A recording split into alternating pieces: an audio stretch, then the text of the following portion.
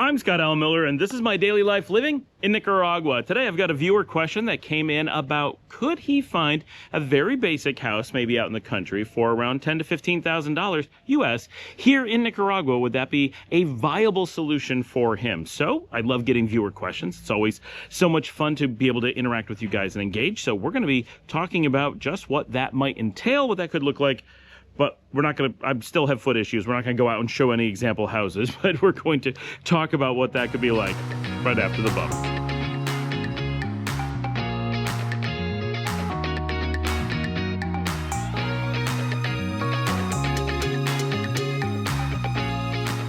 On today's episode, Christopher House 7937, to differentiate him from the other 9,999 Christopher houses, wrote in and said, Scott, can I find a little house on a small piece of property in Nicaragua for $10,000 to $15,000 US dollars?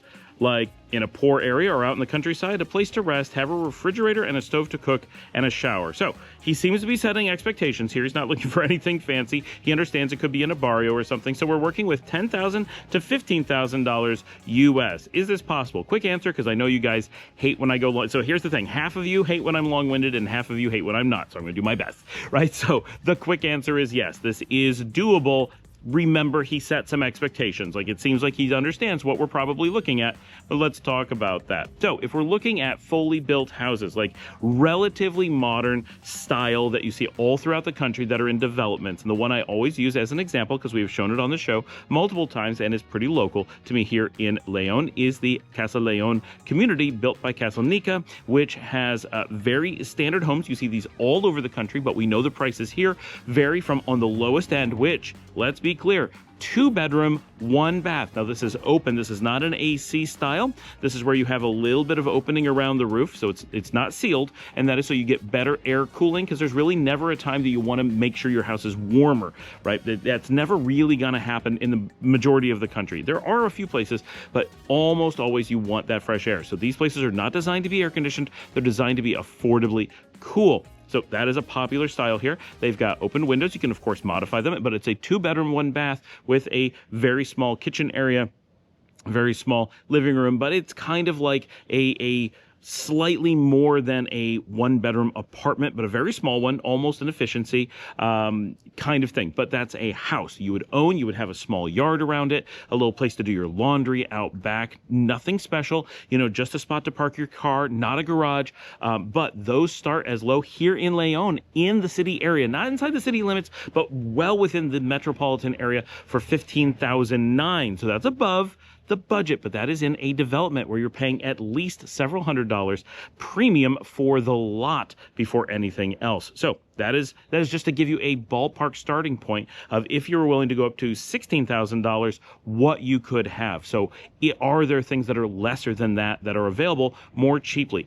Absolutely there are, but it gives you an idea of where you're starting. Of course, anything in this price range, you're assuming you're not going to have air conditioning, but of course, if you're spending this much, you're probably not going to want to pay for air conditioning anyway. I just want to make sure we don't overlook that. You're looking at very small spaces. Now, I'm going to use an example out on the beach where land is a premium, not San Juan del Sur premium, not waterfront premium, but slightly more expensive than you would find somewhere in the city, for example, because anytime you can walk to the beach, you're going to pay at least a little bit extra for sure, but on a road that is not a tourist road, in a spot that's not competing for hotel traffic, not a good spot for a business, but very, very walkable to restaurants, bars, and so forth. I have a good friend who bought us a couple years ago, but not too long ago, bought a piece of land, definitely not an acre, but maybe as much as half an acre. That's probably still a little bit much. We'll say a quarter of an acre, but he bought a lot.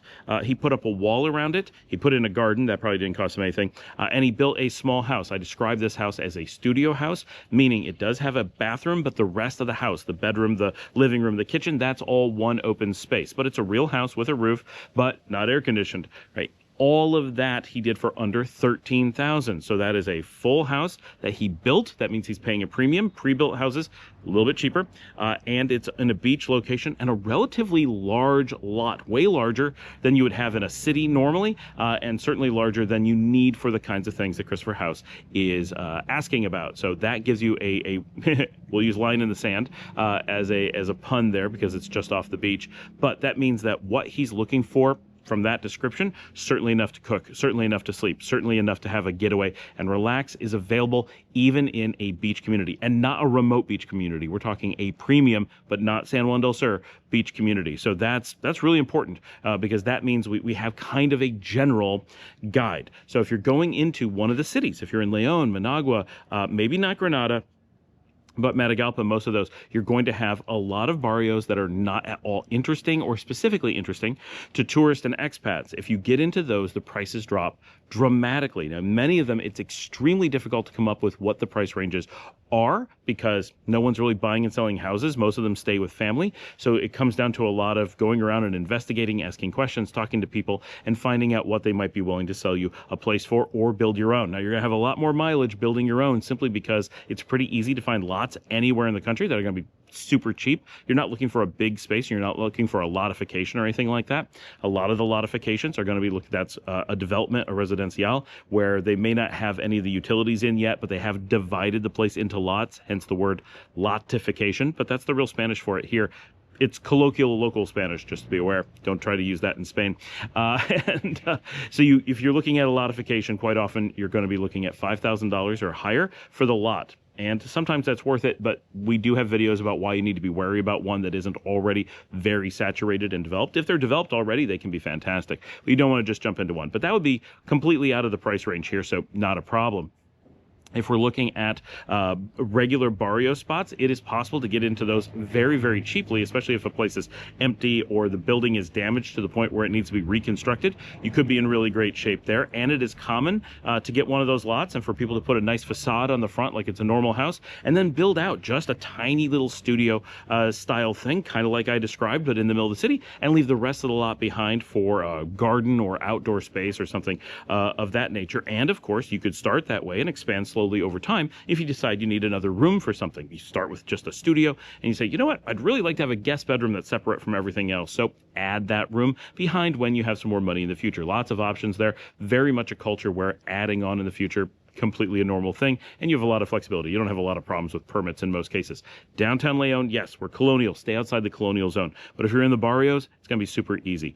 Nearly every city in Nicaragua is going to have a plethora of lots that you can build on that will keep you under a $15,000 budget, and there's going to be a lot that have houses that you can buy for under a $15,000 budget. Getting down to $10,000 certainly going to limit you a lot, but they are going to be out there. There's places in the cities that rent for well under $100 a month. So as you can imagine, they're not that expensive to purchase, and of course, purchasing, you can get a deal. So if you find someone who has an older spot that's going to meet your needs, it's going to be pretty easy. Now, you can get out of the cities and find this stuff too. If you get out into any of the small villages, you'll actually find that the prices generally come down, but cost of living may go up. Just getting to a grocery store or something may be a little bit more difficult for you. So be aware that you could end up incurring some kind of living cost because you're trying to get your housing cost that much lower. But you're not going to move the needle a ton for either factor, simply because everything is so cheap already that there's not a lot of room for it to go down dramatically.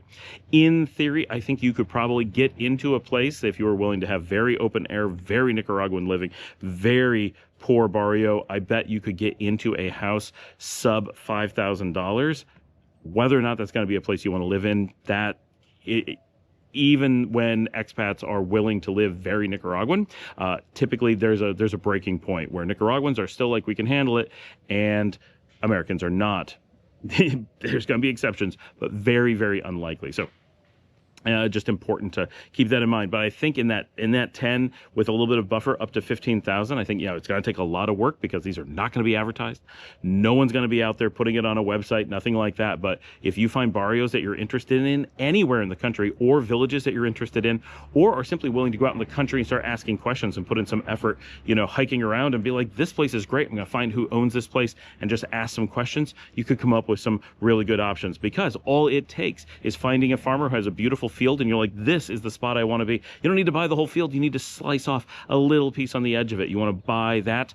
You might be able to get the place for the land for, $1,000 or less, maybe quite a bit less if you really ask around. Someone's going to be like, I'm not even using that spot. This is worthless to me. I have to have this field here. You're not trying to interrupt his field. You're not trying to interrupt his farming. You're just using a little bit of extra space on the side. You might be able to get a place really cheaply in a beautiful area that not too many people are around and put up whatever structure you want. And if you go out to lots lots of places as you drive around the country, you'll see there's lots of empty or semi-empty places. Ask questions, find out who's willing to sell at a discount. It's going to be hard, right? No question, this will be a challenge to do, simply because how do you find where these places exist? How do you decide where you want to be? It's going to do a lot of research. It's a lot harder than more affluent houses, because those tend to be fewer, and it's more easier to identify them. But certainly there's going to be probably tens or hundreds of thousands of houses in this price range that you're describing that will, now most places won't have an oven already. You'll need to add that. It's not common to have ovens in Nicaragua. Of course, upscale houses tend to have them, but normal houses do not. It is not a standard thing in many cases. Fridge, yes. But that will be very inexpensive. I think your biggest problem will be the combination of, there's just so many places that your options are nearly unlimited. And certainly I have spent time in some of the more, we'll say, down-to-earth barrios in Managua. And when you travel through, it's easy to look at the houses, and I think with a little bit of perspective, you can look and say, boy, I bet most of these are going to be at least no more than 20,000, because there's just not a lot to them. Often there's a lot of open space. Often the overall lot is quite small. They're in barrios that are not very desirable.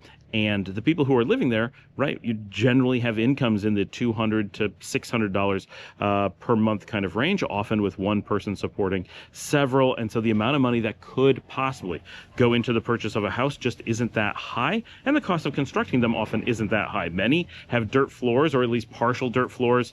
Those that don't often have pretty basic tile floors. You're not looking at a lot of fixtures. So it is very basic living, but these are things you'd be able to modify over time if you find them not to be super comfortable. If you're not looking for a lot of amenities, it won't be hard at all. And most everyone wants to have yards because they need a little bit of space, and they don't have very much spaces in their houses. So having a yard either in front of the structure or behind the structure is very common. My feeling is that you will find a lot of places like this as potential housing around the country. So the question will be, where do you want to do it? What kind of city, country, village kind of situation do you really want? What is your end goal with all of it? And then from that, finding the right area and just getting out and asking questions, getting to know the neighborhood and finding out what's out there. I think it'll be actually a fun project for sure. I'd love to be involved and figure out how this works and really dig into the process of finding a house like that. I think a lot of expats, honestly, if they knew what the options were and were a little bit flexible on the kind of places that they were willing to live, I think there's a really cool opportunity to own neat barrio places, make a real positive impact to communities, because even under normal circumstances, we're going to have places that have empty houses or unused houses. And by coming in and purchasing a place, expats have an opportunity to funnel a little bit of money into the economy and help whoever it was that was selling it. Chances are there's someone who really needed that money, and that it's coming from the outside is quite helpful to everyone in the economy. But then by having an expat who comes in and almost certainly is going to eat out a little bit more, going to go shopping in the area a little bit more, be a little bit more involved, clean up a little bit, just because they have more resources under normal circumstances to do so, will in most cases be able to be a nice positive impact, not just on the economy by a small amount of money coming in, but directly on these environments. Because you're not going to find a lot of expats doing this where they're clumped together. You're going to be spread out. You're going to be around Nicaraguans. You're going to be absorbed into the community, or you're going to be a hermit, but you're not going to be exerting expat influence on the community around you. So this type of project, even if it's a little village, could be really, really positive. Plus, of course, by having expats in places where there never are expats, it typically helps reduce crime. It helps to be a balancing influence on the neighborhood, and it gives the people who live there access to foreigners in a way that often those types of communities don't have access to. Whereas if you live here in Leon, if you're a Nicaraguan, you can easily go out to a bar and, may not find them every time, but with a few attempts of going out in an evening, you can run into an expat in most cases. But if you are in one of the small communities or in one of these lower income barrios, it's really easy to go to your local bar and never see an expat, maybe in a lifetime. And so if you're hoping to be able to go practice your English, hear someone firsthand actually speak to you, not everybody has the resources to go out and spend time in the areas where the expats actually go. So this can be a real value just in cultural exchange or linguistic exchange or so forth. And of course, if you're looking for that opportunity to really just become a part of the community, this type of living is a slam dunk. By being in these types of communities, living in Nicaraguan housing around Nicaraguans, and being willing to participate, maybe not in every aspect, but in many, especially the housing aspects of being in traditional Nicaraguan housing in this way, the chances that you're going to be embraced and welcomed into the community and able to really interact and understand it and just integrate so much better is so good. I think it's a wonderful experiment. I'm really interested in learning more about how this goes and why you're interested in this, what you're looking to do, where you end up doing it. So I'd love to dig into this. For everyone, always get down, ask your questions, leave your comments in the show comment area down below. We also have a WhatsApp expat group. If you haven't joined, in the show notes, information about that. We have a GoPro for Marcella, a GoFundMe for Marcella, who has stage 4 Hodgkin lymphoma cancer of the lymphatic system. We're trying to raise a total of $5,000 to get her through the next 2 years of assistance for her treatments. Her treatments are going great. All of her health care is paid for, but there are a lot of costs taking care of her kids. She's a single mom, moving between cities and so forth. We've raised almost exactly half the money at the time that I'm recording this.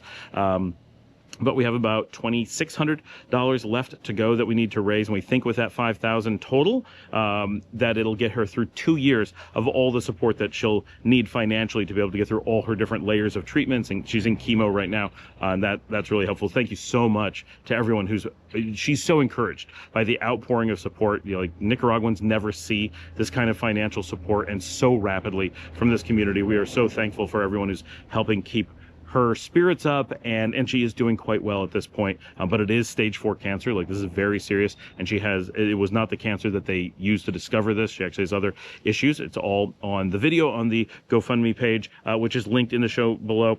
Any questions you have, ask. If you go in the show notes, there's also instructions on how you can send in a video question and actually be on the show. Love it so much when you guys do that. Please consider doing that. And of course, you can support the channel by buying me a coffee at buymeacoffee.com/Scott Miller. You can hit the join button just down below and join our community, which is $5 a month. It's all different ways to help support the work we do. We have a lot of cost incurred to do this, so we really appreciate that. And of course, hitting the like button, watching an extra video, and telling someone about the show are all great ways that you can support the channel without having to spend any money. I know a lot of people, especially those looking to move to Nicaragua, and in this case, looking at houses in the $10,000 to $15,000 range, may not have the budget to financially support the show. We totally understand. It's not something, we don't do this to make money.